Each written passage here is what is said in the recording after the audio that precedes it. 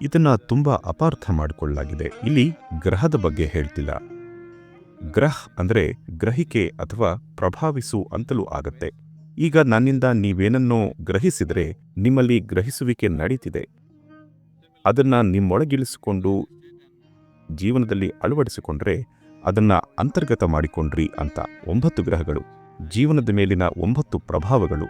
ಸೂರ್ಯ, ಚಂದ್ರ, ರಾಹು, ಕೇತು ಭೌತಿಕವಲ್ಲ. ಉತ್ತರ ಮತ್ತು ದಕ್ಷಿಣದಲ್ಲಿ ಶಕ್ತಿಯ ನಿಟ್ಟಿನಲ್ಲಿ ಗುರುತಿಸಿರೋದು. ಮತ್ತು ಉಳಿದ 5 ಗ್ರಹಗಳು ನಾವು ದೇಹದೊಂದಿಗೆ ಅತಿಯಾಗಿ ಗುರುತಿಸಿಕೊಂಡಿದ್ರೆ ಆಗ ಗ್ರಹಗಳ ಪ್ರಭಾವ ಅತಿಯಾಗಿರುತ್ತೆ. ನಾವು ಮನಸ್ಸಿನ ಹಂತಕ್ಕೆ ಏರಿದ್ರೆ ಅದು ಕಡಿಮೆಯಾಗತ್ತೆ. ಆಧ್ಯಾತ್ಮಿಕ ಹಂತಕ್ಕೆ ಏರಿದ್ರೆ ಅದರ ಪ್ರಭಾವ ಇರಲ್ಲ. ಅಂದ್ರೆ ಇದೊಂದು ಪಯಣ.